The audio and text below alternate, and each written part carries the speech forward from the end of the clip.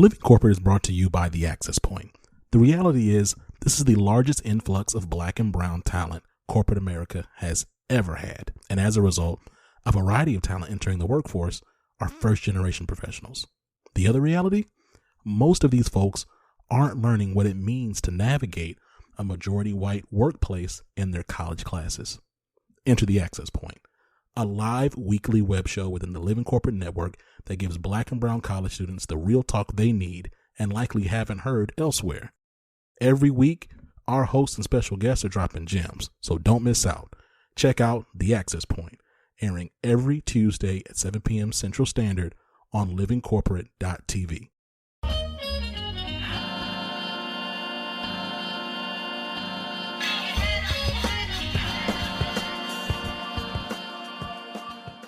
Welcome to the break room. We are a group of 4 Black doctors who join every week at 5 p.m. Pacific Standard Time and 7 p.m. Central Standard Time to talk all things Black mental health at work.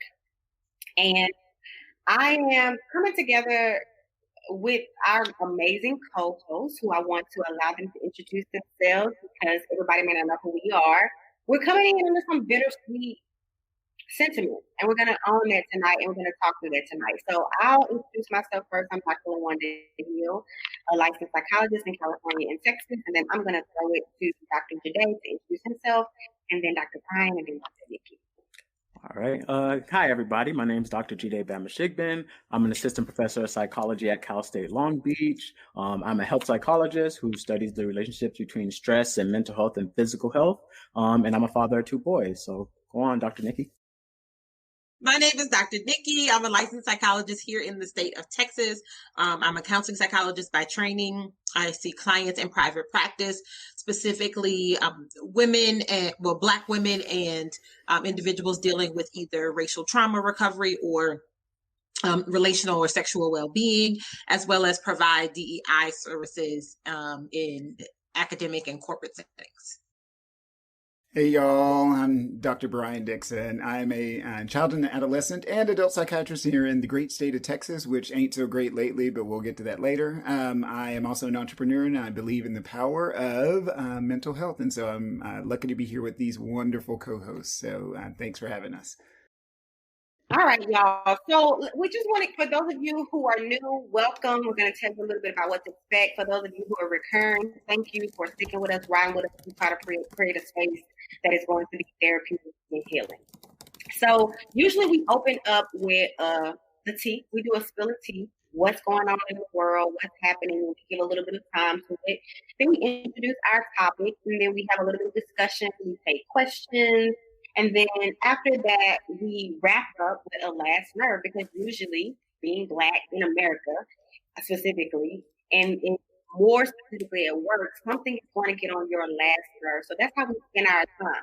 But tonight, with everything that's going on, we just didn't feel that it was appropriate to even be talking about spilling the tea. We just really want to pause and check in with each other to see how we're doing, how we're navigating having to bear witness to so much Black death, so much Black trauma, vicarious trauma, and we just want to model that, and hopefully that you all will be able to do that for yourselves. So I'll pop us off. Instead of talking about a tea, I just really want to check in and say that I am feeling kind of centered tonight. I think that the only reason why I'm feeling that centered is because I have actively disengaged from media and social media to be able to take in so much of the trauma, because I recognized that prior to this, I was already maxed out on trauma. And so the body ultimately keeps the score, and my body said, hey, sis, you can't handle this. And so I'm feeling anxious as I'm having to lean into it and talk about it tonight because it's inevitable, but that's where I am. How about you, today? Where are you? Times are hard right now. Times are really hard. There's a lot going on, and I think it definitely makes me scared for myself, like what's going to happen to me. I have 2 young boys. I'm always worried about them, right? Like, everybody sees them and like, they're so cute. They're so great. They're so wonderful. But in 10 years, how are you going to feel about them? Right. So it's really scary right now. Yeah. How about you, Dr. Brian? Yeah, so there's a psychological term that everybody gets to look up. It's called sublimation. So it's where you take an unsavory impulse and you bring it to your consciousness, and then you drive it into something that's more productive. That's what I'm doing because I'm so damn pissed off. I am the angriest person I know. And most of my days, I wake up and I just think, okay, channel my anger, channel my rage, because I can't disengage like Dr. Luanda. So I'm working on it. I'm trying to compartmentalize all this shit, and it's not working. So I'm just gonna sublimate my rage because I'm pissed off and tired. I'm just really, really tired. So, Dr. Nikki, what's up with you? Ooh, so thank you all for holding this space. What I have been really wrestling with, I mean, we could name the litany of Black men and women whose life have been cut short by white supremacist police sanctioned state violence. But I definitely feel like for many of us, George Floyd was a tipping point, or not a tipping point. It was a different moment in time. Mm-hmm. And so since that has happened, the only way that I've described it is to say there is no word in the English lexicon for this amount of weariness and grief that I feel resides in my body. I really don't think we've named it. I've been trying to talk about it as Black grief in specific. And so that's where I am. And I have this really interesting, I don't think survivor's guilt is the right term, but there's a part of me that doesn't disengage because I feel like I need to be informed. I feel like if I haven't lived it, then I need to acknowledge it. I don't watch the videos of the deaths. I'm intentional about that part, but I don't know. For me, it feels like a responsibility to be informed. And I vacillate with that sense of like, is that healthy for me or not? They all sort of hit me. I know people say this, but I am a big empath. And so I think about not just the loss of life, not just the traumatic loss of life, but I think about like that ripple effect, right? And so all of the children that now are part of this quote unquote club that they never wanted to be a part of, all the mothers that are a part of this club that they never would have, like they probably prayed would be the last thing that happened to their babies. All of the partners that have lost or even witnessed their partner's grief. And I think about what is the impact for us, not just in this moment as a community, but what do we know about epigenetics? What is the long-term consequences for us collectively? Like, how do we ever fucking heal when there's a constant onslaught of terror advanced at us? And what does that mean for me in terms of what's required of me for my liberation work, what's required of me personally in my life, for what I want for my daughter? So it's hard for me to stay centered. I think all of my work and my energy centers around it, like you, Dr. Dixon, right? Like I do think that I'm intentional about what resistance am I putting out in the world? What joy am I putting out in the world? What healing am I putting out in the world? But some days, whew. Thanks. Thank you. Preach. No, that's real, and I think what I'm hearing that there's a combination of things. There's like I want to acknowledge that there is a strong emotional reaction, right? That brings up all the other things that we've already been carrying, which leads to our physical reactions that we're having. Then there's this like psychological wrestling with what do we do? How much do we engage? How much do we disengage? What responsibility do we feel? Because we are a collectivist culture, we are communal, so we want to be able to grieve with people who are grieving and be joyful with people who are being joyful. And so it just really speaks to the very nuanced experience of Black people as we bear witness to the ongoing institutional state-sanctioned Black death, right? And we've heard that in all of our reactions, and I just want to name that. And that is what we're going to unpack tonight. So what Black people have to often do all the time is pivot. Right there, Dr. Ebony said it maybe last summer, I believe. It was probably after Breonna Taylor's murderers got off, or maybe she was murdered, and she said that there's no post-trauma for Black people. There's always just moments in between the next. right? Whereas when we think of post-traumatic stress disorder, there is trauma, and then you get beyond it, and you have this reaction after the trauma. And in the ideal world, you can heal. But for Black people, it's always a trauma and its moments in between. And so while we wanted to talk about spotting allyship tonight, that doesn't even seem appropriate to me. I think we're going to talk about it in ways in which we hope that you can help us move forward, fight back against these white toxicity and so forth. But what we really want to talk about is that cumulative impact of what it means for Black people to constantly bear witness to traumatic Black death that's state sanctioned, that's institutional, that activates our prior traumas, right? And what the collective impact is on that. And we also want to hold space for hope, right? Because I do believe that despair is a threat to justice. We can't get there. We need to honor it. Even if we hang out in it for a minute, we have to get back to a place of hope. And I think the only place we get to that is to move through it. And so we want to talk about a little bit of that tonight because it's relevant. And so I think what would be most appropriate probably is to just contextualize our experience, like contextualize what's going on, what we're experiencing, what's happening, to give people some language, Dr. Jade, anything, some language of what we're experiencing and why, and then we can kind of unpack it a little bit more. Yeah, absolutely. Can I jump in real quick, Jade? Please. Because it strikes me as we haven't named the thing. We're talking about it, but we haven't named it. And so for context, for those who may come across this in 2 months or 6 months, I think it's important also just to give homage to the lives that were lost. So part of what I'll name part of what I'm experiencing is, one, we were already in the midst of re-traumatization through having it aired on every news outlet that I was aware of, the Derek Chauvin trial for the murder of George Floyd. We had been under that for the past 4 weeks. And in the context of that, another young Black man was killed with the excuse that it was an accidental murder by a police officer. What was it? A 10-minute difference from Minneapolis. So in Brooklyn Center, Minnesota. Almost simultaneously with that coming out was some additional footage that came out from the state of Virginia about an Afro-Latino serviceman who was in his army fatigues that was assaulted by 2 police officers, threatened for his life.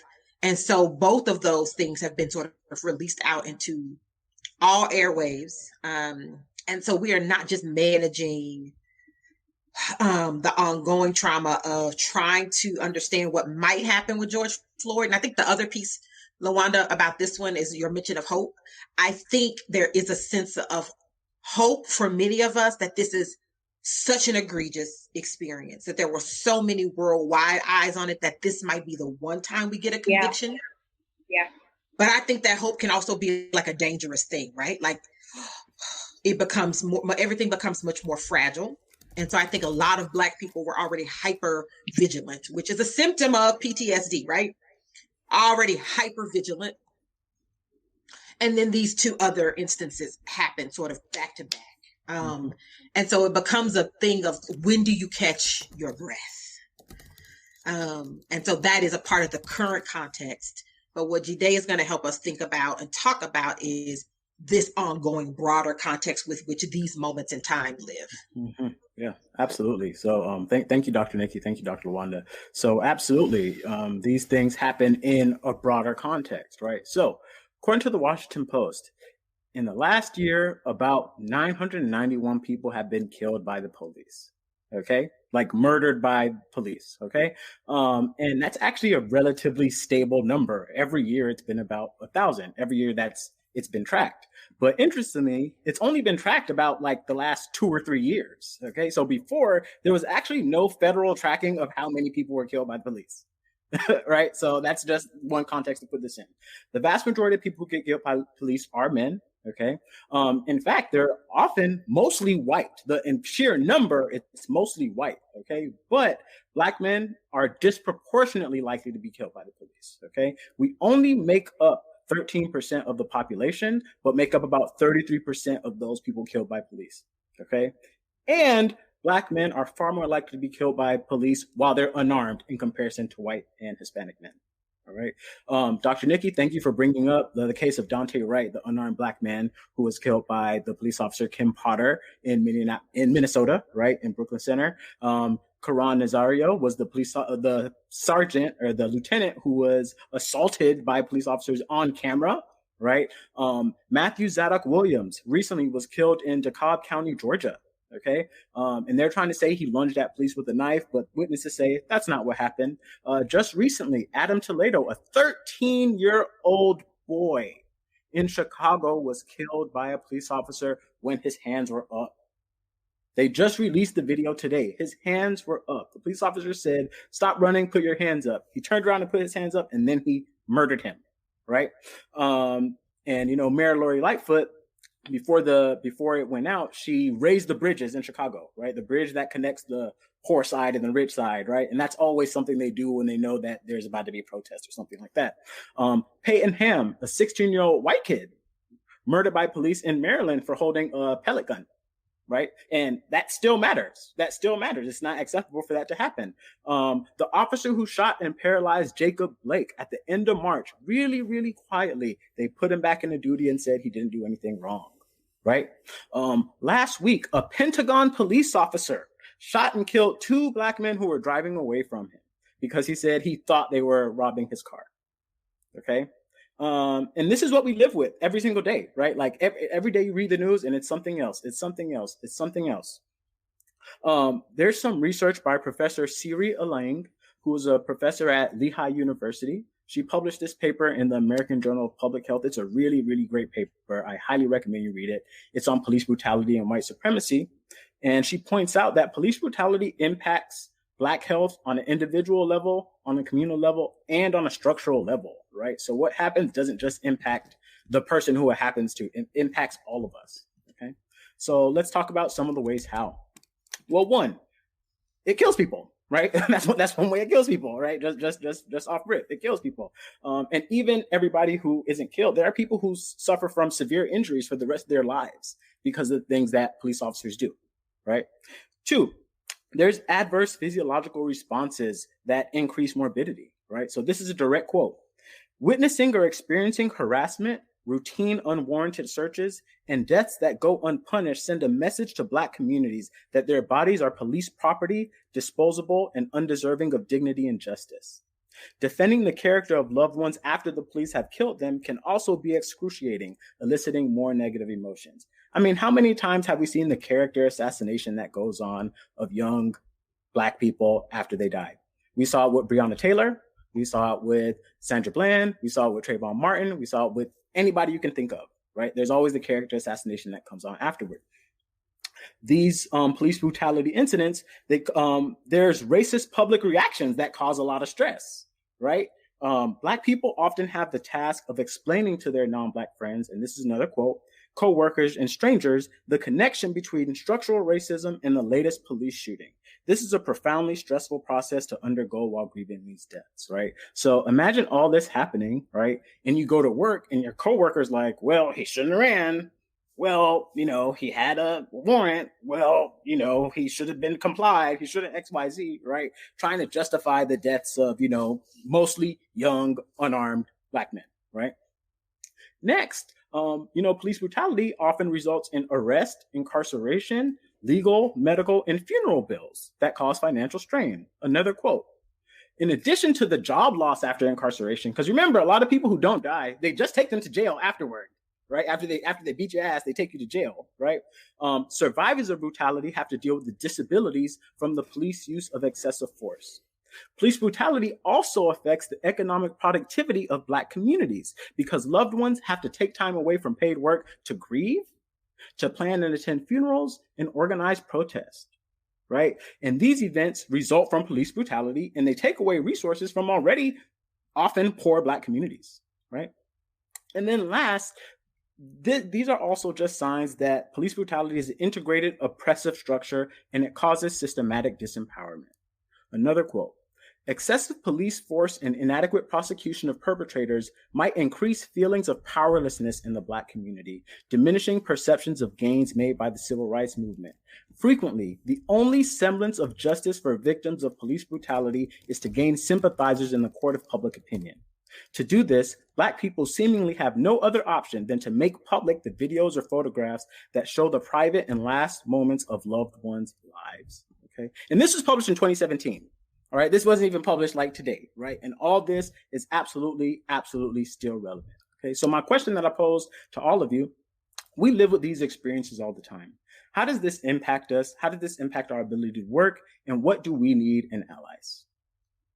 Yeah, I'll jump out there first. So one of the things that I kept thinking about when Dr. Lawanda said, the body keeps a score, is the idea of kind of learned helplessness. And in this case, we learn helplessness as a protective mechanism, because every time we go to do something that we're supposed to be doing, we get shot and killed and disenfranchised, right? Hey, let's go vote. And then they change the laws. Oh, hey, let's go for a walk on, there's another video I saw where a dude was just walking on the damn sidewalk, and this white guy was acting a fucking fool, right? We can't even walk on a sidewalk, on a public sidewalk. It's not his sidewalk, the guy's sidewalk. So yeah, and after a while, when you get beat down enough, you learn not to do stuff. The problem is, and it's not our fault. In that case, it's a protective mechanism, because our bodies and our minds are keeping the score. And so, yeah, it's really hard to Dr. Nikki's point. So, and Dr. Lawanda's point, I'm trying to find the hope.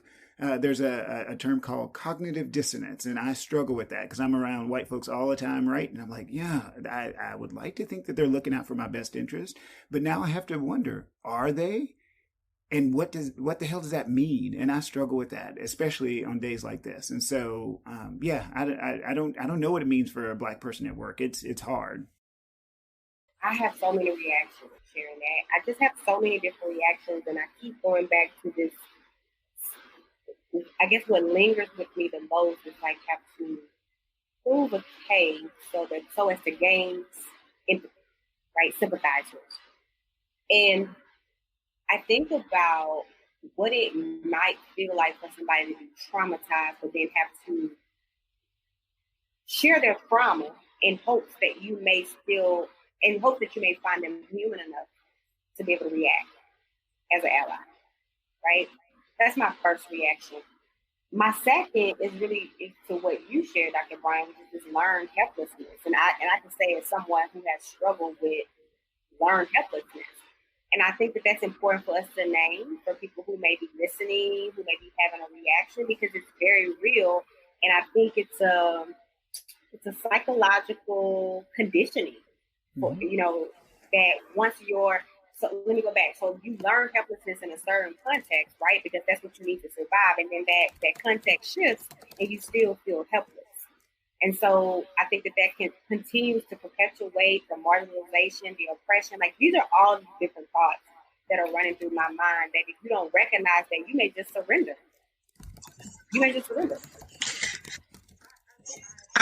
I thank you, Brian, for kicking us off, because I had also lots of reactions. So for me, it's not the learned helplessness, it's the cognitive dissonance. And this is what I've always wrestled with, in the sense that I don't frame it, I don't experience the learned helplessness because I'm clear it's a systematic disempowerment. I'm clear it's a setup from jump. Where I really struggle is, you then expect me to treat you with civility, quote unquote professionalism, which we know is a dog whistle, but there's then a level of expectation of kindness that I'm required. No, niceness. It's not kindness. Let me be clear. Niceness that I'm required to extend to you in professional setting to make you feel comfortable about my grief, about my trauma. And that's the place where I would always get stuck. Like, and I got to a point where I would be at work and people were like, hey, how are you? I was like, well, they killed another Black man in the street yesterday, so not great. And they would, yeah, all right. And they move on, right? But that doesn't, I think this is why I always talk about racism as being a perpetual catch-22 for Black people. Because I want to work in an environment in which I have colleagues. And many of us need colleagues. We need more than allies. I think we need accomplices. We need sponsors. We need champions in the workplace to be able to navigate it. But you leave me in such a position with my rage, with my forced disempowerment, with my grief, that I don't want to make that connection with you because you are not perceiving me in my humanity in a way that allows me to center my humanity in a culturally congruent way. And that's where I always get stuck. I just want to flip tables though. I just really want to be able to hold up a sign, like the old church sayings, and be like, I ain't fucking with you today. And just, that's it. That's all I got for you. Right. What is the right response look like in situations like this, right? So something happens on Sunday and you have to go in and work on Monday. What does a supportive work environment look like for that, right? Is it a place where we talk about it, right? Is it a place where, hey, something happened, we talk about it. There's no work. Can we just throw that out? I know that's not the reality for anybody, but if we're talking about aspiring and you want to know how you could be an ally, how you could be an accomplice, don't expect me to produce. That is capitalism that's locked up in white terrorism and toxicity if I've ever seen it. Forget what's happening, remove your humanity and produce anyway. No, that's not human. That's not how our spirit is set up. That's not how our psyche is set up. So don't expect me to produce, right? Let's just put that in the atmosphere as one response. And don't punish me when I don't produce. Don't change the evaluative standards. Don't change my performance review as a result of that choice. Because that's how the system kicks in. That to me is really how we talk about structural and systemic racism. Because the system is set up to not see you. So even when you create mechanisms for me to be seen, it's not big enough to actually fully encompass what I need. So it needs to be both and. Yeah, and I would add, there are mechanisms that exist in every workplace to be able to give space for times when you're not feeling well, right? So if you're sick, you can call in. If someone dies in your family, you can take time. If you're having a child, you can take time. We need to be that aggressive with Black mental health. We need companies to recognize, you know what? Black folks are going through some damn things, not of their own choosing or of their own control. And we need to be more aggressive on the corporate front to recognize that, because the mechanism is already there. You can give somebody a damn day off or a week off. You have that mechanism, right? So yeah, I agree. I mean, most of what I have seen, and I'm happy to hear from other folks if there are better models, but the model that corporate America seemed to take on post summer 2020 was, let's find all of these not-for-profits that are already doing the work and partner with them by giving them 100 million, or we're going to allot 100 million over 5 years to these 8 different groups, which we all could do math. We could all do that real quick math. That ain't a whole lot of money. Take that money and then pour it into your actual employee, right? That you actually have employees who have had to sell dinners, who've had to take up collections, who've had to put up GoFundMes to bury their loved ones. Mm-hmm. Put money into that. Yeah. Put money into, these are set aside paid days off for experiencing Black grief. Mm-hmm. Anti-Asian grief. Fill in the blank grief, right? Because white supremacy is at an all-time high in these 2021 streets. It'll come back with a vengeance. So there's resources. Mm-hmm. And I would say, I agree with that. I think that needs to be a category where you are coding for time off or whatever. Like, Black grief is real. And because of the way we are with structural racism, the chances are high that we're going to experience it. I think about, to me, it brings a real practical example to me about what allyship is. At this stage of the game, I am looking for an accomplice, but if you want to be an ally at this point, let me give a practical example. So all this stuff is going down. We are watching the trial of the murder of George Floyd. We see another Black man who was unarmed, who was murdered by state-sanctioned violence, and those Black people are at work and still having to navigate. And we're in a meeting. And I'm just like, all right, y'all, so here goes the agenda. So we need to work through it. One of my white colleagues who considers herself an ally, which, by the way, I do believe, don't refer to yourself as an ally unless a Black person says you're an ally. You don't get to call yourself an ally. You have to earn that title. And you definitely have to earn being an accomplice. I labeled her as an ally. She's like, Lawanda, I just want to acknowledge, literally, verbatim, I just want to acknowledge everything that's going on right now, with the recent murder of Black people and the trials. Do you think that it would be helpful if I led the meeting for you to just take off any kind of load? And I said, you know what? I do. Go ahead. Lead the meeting. Let me send you the agenda. I don't have it in me today. Lead it.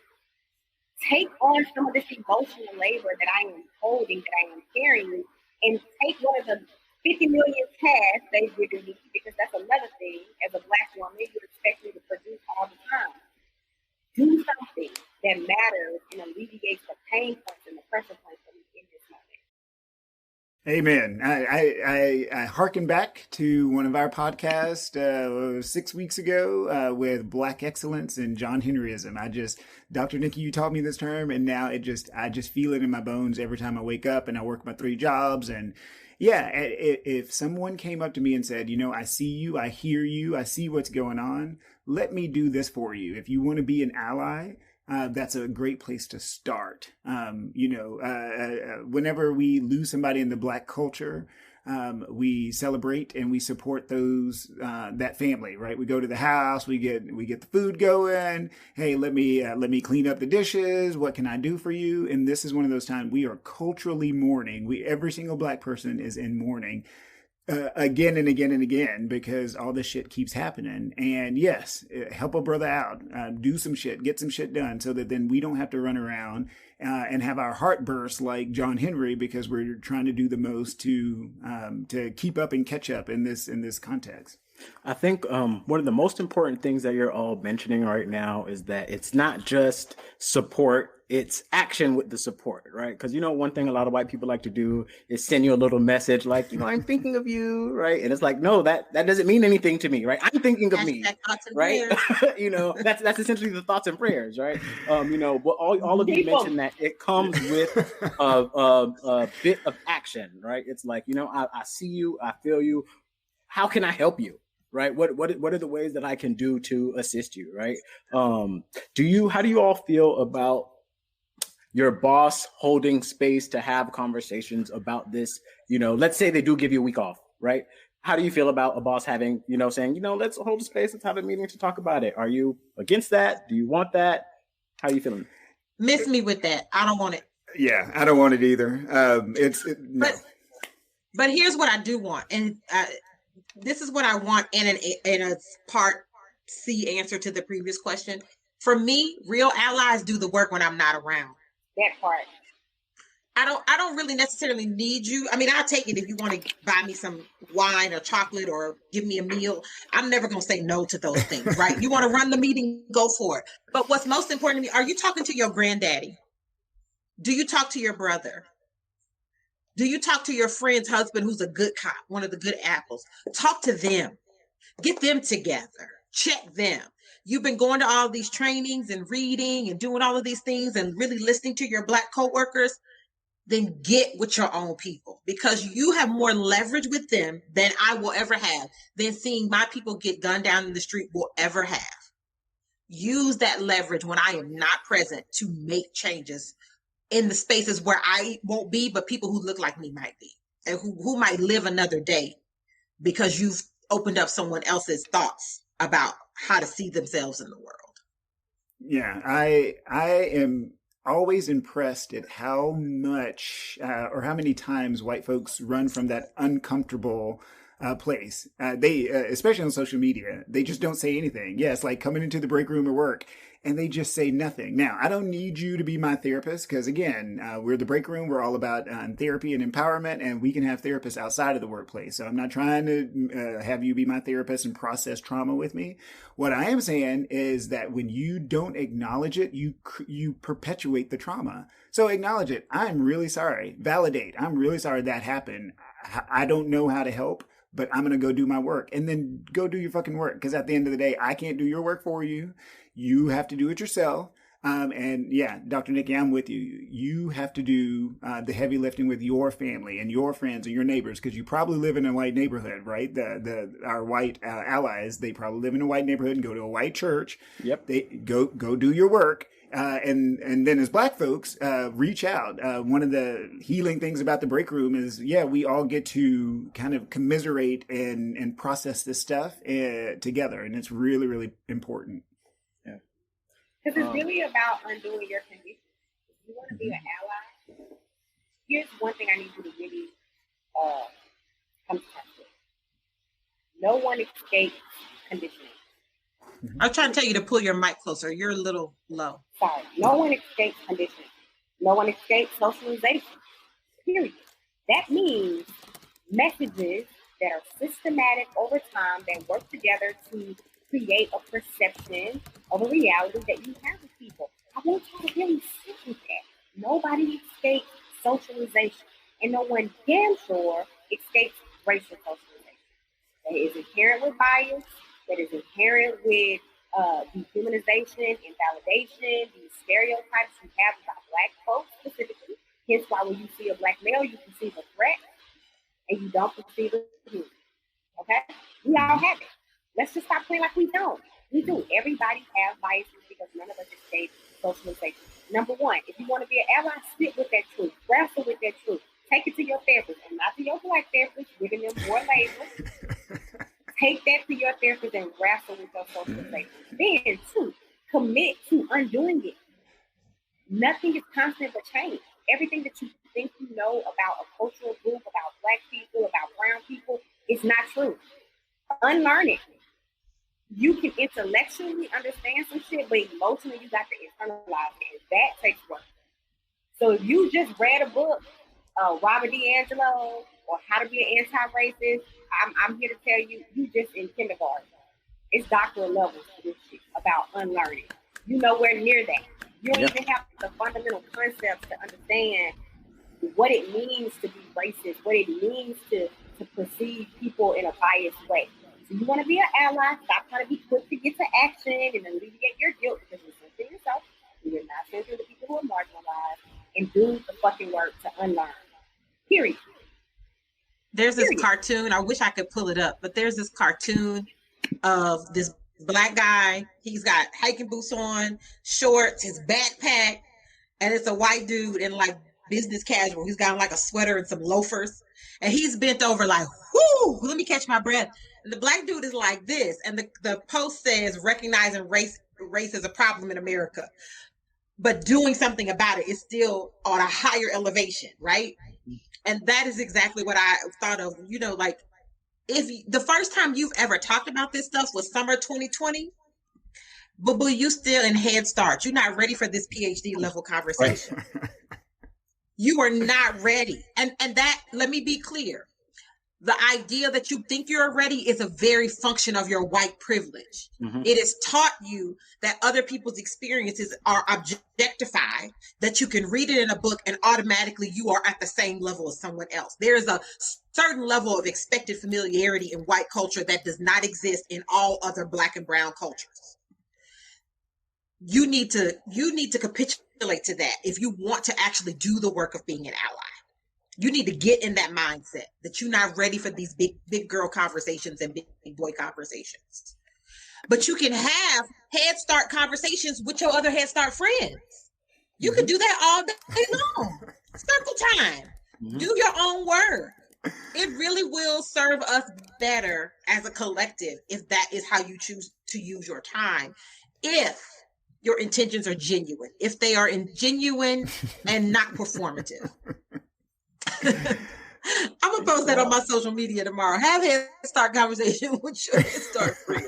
Thank you. Because when I went to graduate school to become a psychologist, I didn't read in let's just do that. Not even grad school. Let's say undergrad. When I began to understand the fundamentals of psychology, you don't read. Oh wow, this is what it means to have some disorders and think that you're ready to go diagnose and treat.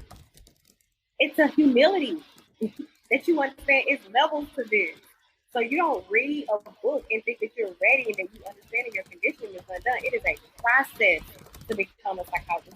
A process to become a psychiatrist. It is a process to become a social psychologist. And you have to humble yourself to that process. It is a process of unlearning, a process of undoing. And that is not all, it is in part intellectual, but it's not all intellectual. Yep. Absolutely. I think we got a great question. I want to pose it to you all. All right. What do you do at work when your white boss literally leads inclusive leadership trainings, but censors you when you want to bring up the pay gap or promotion policy issues your organization has when discussing DEI for fear of criticizing the organization? This, I want you to know, this is not something unique to you. Thank you for asking the question, but that's not something unique to you. So go ahead. Who would like to answer that one? I'll throw out the easy answer, which is hopefully they're using some kind of paperwork or some kind of written something, and you can then pull that back to them and say, yeah, so I'm not really understanding how you're doing this, and I'm saying this. Like, make that make sense to me, right? Because at the end of the day, if you challenge his manhood, because that's toxic masculinity, if you challenge his whitehood, whitehood, man, that's white toxicity. I like whitehood. Right? I like whitehood. I was like, wait a minute, what? So if you do that directly, he'll get defensive. It'll be a hot mess. It makes your day go real long, right? So instead, I would say stick to what's written and then put it right back in their face. But the DEI experts are here, y'all. So what you got? I have a quick response if I could get in. My response is, at this point, you're kind of, and this is, the thing about being Black, you're damned if you damned if you don't. Right? You're damned if you don't because you're not going to get paid. You're not going to get paid what you need to be paid. Right? Yep. You're stuck. You're damned if you do because you're going to say something and then you might get retaliated against. You might get fired. They might turn the office against you. You know what I'm saying? At the end of the day, I would always say what you have to say. You know what I'm saying? Be mindful, be careful, but say what you have to say. So at least you could say you said it, because oftentimes you'll regret not saying anything later on. So that's what I have to say. So here's what I would say. I agree with what my esteemed colleagues have shared so far. One of the things that I think you have to always, that saying, if you stay ready, you ain't got to get ready. And I really think that's a mentality Black people in the professional work setting have to have, that at any point there could come a force point between you choosing to stay in an institution and leave it. And that is a complicated set of factors around your time put in, your compensation, what your life circumstances are, all of those things. I'm not diminishing the complexity of that. But I do think most things in life are simple at the end of the day when we talk about solutions. So I would keep that in mind, right? And then for me, I use the can I sleep at night test. I use can I look my daughter in the eye test.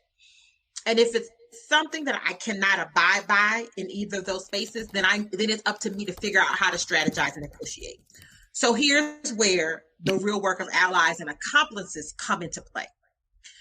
If I believe Dr. Dixon's approaches, advice is right? Like oftentimes a direct confrontation, that is a big distinguishing hallmark between most communities of color, but especially Black folks and white folks, is direct communication. And so even when we are being our softest and our most reserved, we still are threatening, right? Intimidating, aggressive. Intimidating. So one, I am a huge proponent of put it in writing, right? I'm happy to bring it up in personal conversation, but I would come with documentation. Here's what I know. Here's a little bit of the national data. This is where the John Henryism comes in, because we got to do the extra work to even be able to make a small point. But go in prepared for the meeting and say, I understand that this institution has high esteem and we want to keep that way. But part of our capacity to continue to innovate is to be able to move nimbly through these complex situations. Can we partner together to figure out the best way to make it happen? Because that way, then he gets to step up and do his white man thing and take credit for it, which he's going to do anyway. And then you follow that up with as per our conversation, I attached these documents because I know we couldn't really integrate it all while we were having our one-on-one. So they're here going forward. And then you say, I want to circle back to that conversation that we had, Steve, 3 months ago. I haven't seen any movement. I know performance evals are coming up. Could we revisit that? And then when Steve doesn't respond, then you go to your accomplice and say, hey, say Caitlin, you said you was an ally. Could you holler at your boy Steve? Because you know it affects women too. You know, right? This is how you play the game. And then you have to decide if you've done all those machinations, when you've played all the cards that you have, is it worth it to stay there? Or do you take your talents and skills somewhere else where you will be valued and properly compensated? Take your talents to South Beach. That part. And I want to name that because I think that was first of all brilliant. That was freaking brilliant because it walks people through the steps. But I want whoever asked the question, I want you to understand that it is performance. Like in a lot of ways, it is what we talk about. You're performing as if you care. How can you be an inclusive ambassador and then you're silencing what I am serving the minority voice here? You haven't internalized this work. This is a game. How to play the game. Right? How am I going to play the game?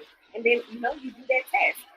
Can I look myself in the mirror at night knowing that I played your game or I've been playing your game for how many years? Or do I want to go somewhere else where I don't have to play this game on this level, with this level of energy, right? That's always a conscious choice. And I think that learned helplessness that we may have learned earlier that we just got to do it. I'm pretty certain you're valuable. And I'm pretty certain you have an amazing skill set that some people would appreciate. Now, will white people continue to white in their white toxicity? Absolutely. And will you have to navigate that? Absolutely. But you still are empowered to make your own choice. If you want to play the game, how much energy you want to give to the game, and do you want to take your talents, as LeBron said, to Miami? To South Beach. Yep. And we want to acknowledge that it really sucks that we have to play this game. We don't want to downplay the significance of the fact that, when you're a white man, you don't have to play the game, right? They offer you the maximum salary from Jump Street, right? It sucks that we have to play the game. But we want you to, do your best, get your coins. That's what we want from you all. There's another question, right? Yeah. So the next question, and yes, keep sending us questions. Yes, absolutely. And if you have a question or you want to email us privately, so thebreakroomlc@gmail.com. So the question is for y'all, how do you know if you are accurately reading your current emotional readiness to engage in that kind of heavy emotional lifting with the people that are harming you, either passively or intentionally? Can you trust your own self-assessment in the midst of this continuing trauma? And damn, that is a question. Yes. Yeah. So, let me jump in first, and then I want to pass it off. So, period. Yeah. So, how do I know if you're accurate? So, I love the listen to your gut, right? So, when you start to get heartburn. When your heart starts racing and your hands get clammy, sometimes it's a panic attack, but sometimes it's you need to listen to what's going on. It may not be that right moment to then jump in, because sometimes when you say things and your blood pressure's up and your heart is racing, sometimes you might say the wrong thing. So if you're one of those folks, take some time to think about it. There's always the next day. That business ain't going nowhere, right? I say go for broke. So if you're pissed off and you feel convicted, go for it. That's kind of how I do it. But how does everybody else do it? So that was my response, but clearly, I think it is a function of white supremacy to teach you not to trust yourself. Because white supremacy. Say that one more time, please. Say that again. I think it is a function of white supremacy to teach you not to trust yourself. Because part of white supremacy thought is that everything is codified and only written knowledge is legitimate knowledge. And we know that we have access to a wide variety of sources of knowledge and wisdom. And if everything in your body says this is some bullshit, it might not be bullshit for Brian. It might not be bullshit for G-Day, but it's bullshit for you. And that is enough. That is enough. I'm at this place. I don't know if it's because I'm in my mid 40s or whatever, but we ain't got time, sis. Like literally they are killing us in the streets. For Black women, they will kill us in our home. There is no time for you to doubt yourself on this. So how you want to move forward, there requires a level of sophistication that you can engage, but some days you might also not be at a place to do that. And I'm okay with that too.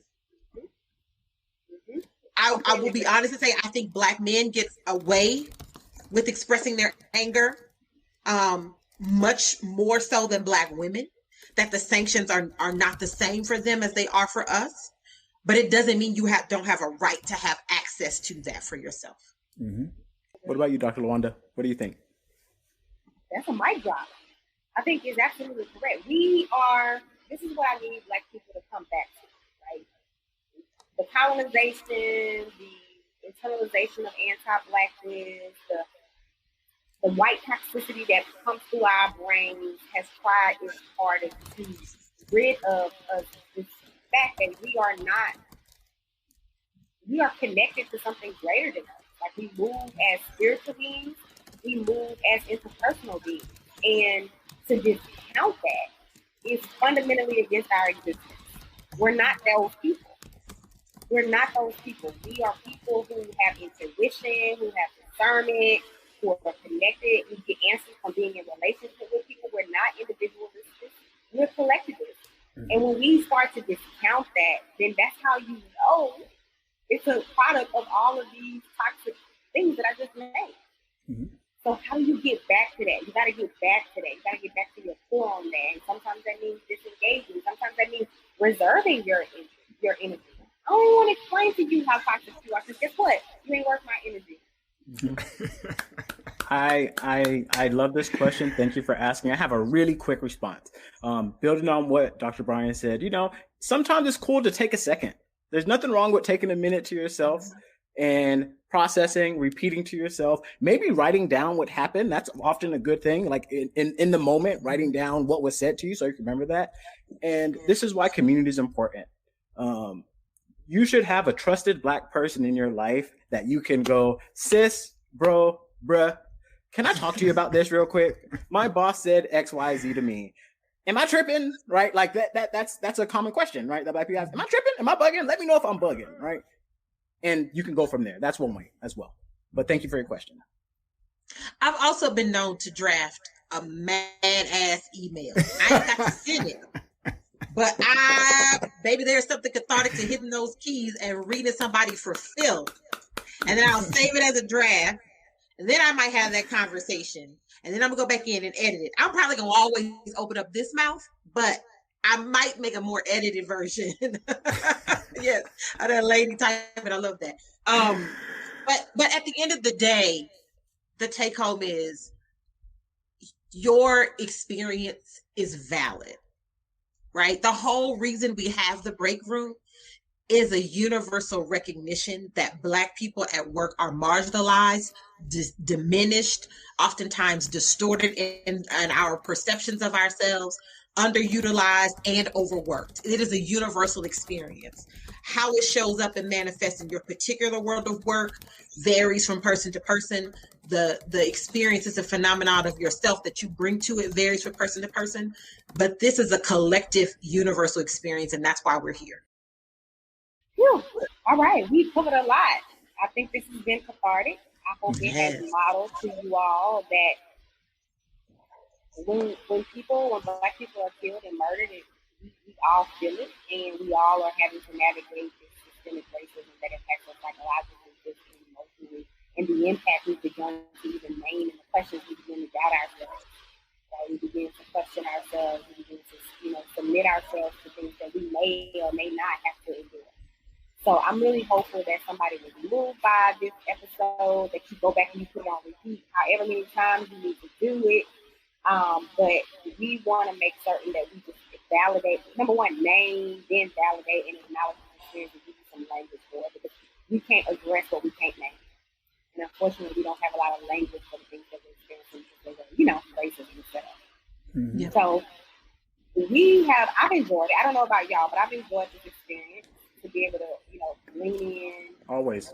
Be vulnerable and experience these emotions as intense as they are to help other Black folks who are navigating this at work. And I hope y'all have enjoyed it as well. So we get to the end of our episode where we have the last note. And we time ourselves. It keeps going up, y'all. First it was 60 seconds, and it was 90 seconds. But I don't know. It may be even 120 minutes tonight. I don't know. But we talk about what has come on our last nerve, because I do believe that being able to name something and get it out helps you move through it. Mm-hmm. So what has been the last nerve? We haven't decided. I have one. Who got it? I have one. They say me. I have one. I have one. So I don't have the time or whatever. I'm just going to go. So after the shooting, the murder, the state-sanctioned murder of Daunte Wright on Sunday, because that's what it was, Joe Biden came out, President Joe Biden came out and said, I've seen the video, but there is no excuse for looting. Okay? And that is the whitest fucking answer you could ever give. I absolutely hate that, because it's not, there's no excuse for killing unarmed black people, right? In fact, I don't think I've ever heard a president say, police, stop killing unarmed black people, right? Have you? I've never heard it, right? So no, all I ever hear is a few bad apples. A few bad apples. They don't spoil. Spoils the whole fucking bunch. It's the rest of the statement. It's bullshit. I'm sorry. I took over. No. That's it. I'm happy we could share this moment together. But like, there's no excuse for looting. There's not enough money in the world that's worth Daunte Wright's life, okay, or Adam Toledo's life, or Peyton Ham's life. Nothing. Okay, so you know what? Burn down the Dollar Tree. I don't care. Because that doesn't matter, right? Another unarmed black person's dead. Yeah. So that got on my last nerve. I forgot that he said that, and I just, that's just the whitest response, and it's like, people are dying. Yeah, white and dumb, because at the end of the day, he has multiple layers of people who know better and are advising him, right? He ain't dumb. He know how to win elections against another racist dude, right? So don't bring that shit up in here. You know better. Just shut your damn mouth. Robin Nett, Lord. Down with that. But this is what LaWanda just talked about. I will say this: that's that unconscious bias. That's that socialization. His 70-whatever-year-old worldview is still in that space of, you got good Negroes and not good Negroes. Now, he ain't gonna never say that out loud. He's not that dumb, but it comes out like in that language, right? Yep. It comes out. And what triggers me always about that, G-Day, is that what it does is fundamentally erase my humanity. That lets me know you have no emotional connection to this experience. Because if you understood the amount of rage Black people have to suppress every single day to continue to participate in this society, you would never once fix your lips to say peaceful protest. That is an absolute absurd reaction to blatant violence used to police us and terrorize us, quite frankly. Mm. Woo! Yeah. Thank you. Pressure. I'm happy we were able to share that last nerve. It was nice to share. That's that on that. It's like it's levels to this. If y'all missed that episode of the break room, go back and check it out, because unfortunately it still stands. There's levels to this. 2020 Wild Black is 2021 Wild Black. It's levels. Preach. Preach. Yep, and one of the great things, just got the notice, y'all. Y'all's break room is growing up. We got a new website, a new email address. So it's thebreakroom@living-corporate.com. So that's on the record now. Send us emails. We love to hear from y'all because we're growing up, and we are super, super stoked to support y'all in the workplace. Thank you. We want y'all to be well. Thank you. Bye, y'all.